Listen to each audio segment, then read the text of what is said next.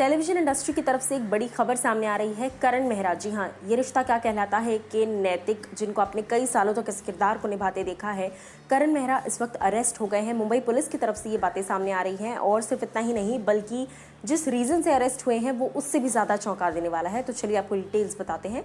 नमस्कार दोस्तों, मैं हूं ज्योति नाहक और स्वागत कर रही हूं आप सभी का शुद्ध मनोरंजन में। करण मेहरा को अरेस्ट कर लिया गया है उन्हीं की वाइफ के कहने पर। जी हाँ, उनकी वाइफ निशा ने ये कंप्लेंट फाइल की है और निशा रावल जो कि मॉडल थी और फिर एक्ट्रेस बनी है, निशा रावल ने कंप्लेंट अपने हस्बैंड के खिलाफ फाइल करी। बहुत सारे मैरिटल प्रॉब्लम्स इनके रिलेशनशिप में आ रहे थे कुछ लंबे अरसे से, और ऐसी बातों को हालांकि इन दोनों ने झुटलाया था जब इनसे पूछा गया। लेकिन अब ये बात सामने आई है कि गोरेगांव, मुंबई के गोरेगांव में पुलिस स्टेशन में एफआईआर फाइल कराई गई है, जिसके बाद करण मेहरा को सिर्फ इन्वेस्टिगेट नहीं बल्कि डायरेक्टली अरेस्ट कर लिया गया है। चलिए आपको सबसे पहले ये बताते हैं कि ये दोनों जो हैं इन्होंने 2012 में एक दूसरे के साथ शादी की और उसके बाद से एक अच्छी खासी मैरिड लाइफ ये लोग एंजॉय कर रहे थे। इनका 4 साल का बेटा भी है कविश नाम का। लेकिन हाल ही में क्या ऐसा हुआ, इसकी कोई एग्जैक्ट इन्फॉर्मेशन सामने नहीं है। कोई डोमेस्टिक वायलेंस है, क्योंकि अगर अरेस्ट किया गया है घर से तो डेफिनेटली बात बहुत ज़्यादा बड़ी होगी, तभी जाकर अरेस्टिंग हुई है।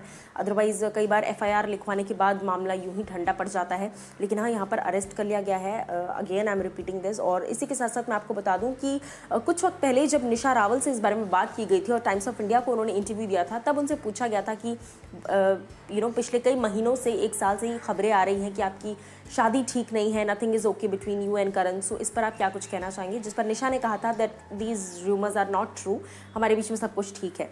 उसके बाद जब करण मेहरा से भी इस बारे में हिंदुस्तान टाइम्स ने जब पूछा था, तब उन्होंने कहा था दैट ये सारी बातें झूठ हैं। उसके आगे उन्होंने ये भी कहा था, imagine I am unwell and in morning and I had to exert myself and talk to the media.